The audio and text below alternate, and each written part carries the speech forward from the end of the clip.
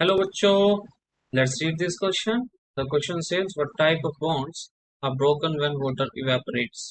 Question पूछा हुआ है कि जब वाटर इवेपोरेट्स होता है, इवेपोरेशन करता है, so कौन से बॉन्ड ब्रेक होते हैं? So the key concept for the question is, की कंसेप्ट हमारा क्या होगा क्वेश्चन के लेके, that is evaporation of water.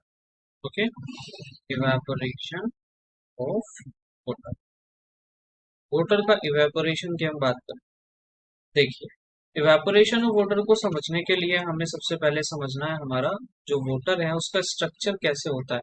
मान लीजिए आपको पता है कि इवेपोरेशन का मतलब तो सभी को पता है कि अगर कोई लिक्विड है और वो गैस फॉर्म में कन्वर्ट हो रहा है without reaching it's boiling point, तो उसी को हम कहते हैं दैट इज इवेपोरेशन. अब वाटर का लिक्विड फॉर्म है और लिक्विड के लिए हम इसका स्ट्रक्चर ड्रॉ करें, तो लिक्विड का स्ट्रक्चर ड्रॉ करेंगे तो ऑक्सीजन है, इससे हाइड्रोजन कनेक्ट होती है, कुछ इस तरह से बैंड स्ट्रक्चर होता है. ऑक्सीजन के पास में दो लोन पेयर होते हैं.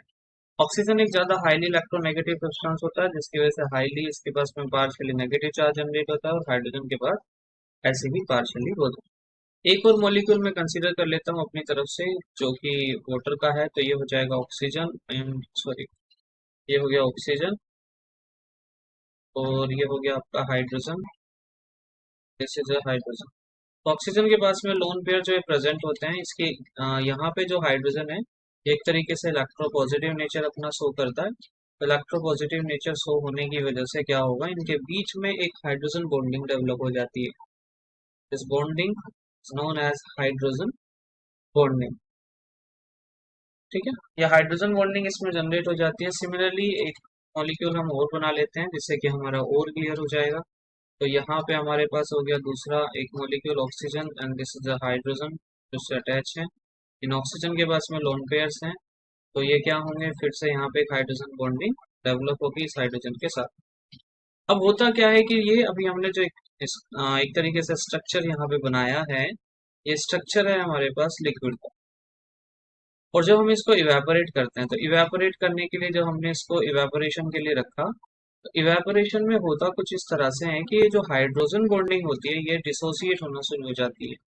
ठीक है, और ये डिसोसिएट होंगी तो यहाँ से आपका जो वाटर का मॉलिक्यूल है वो गैसेस फॉर्म में कन्वर्ट हो जाता है. मतलब जो H2O लिक्विड स्टेट में था, अब वो H2O का मॉलिक्यूल गैस स्टेट में आ जाता है इवेपोरेशन.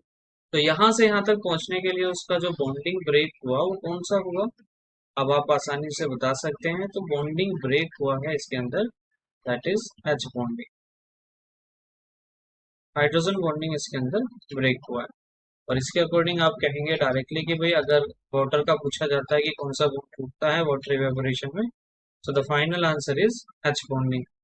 कैसे होता है वो भी हमने एक्सप्लेनेशन यहाँ पे सीख ली. So I hope you understood it well. Best of luck.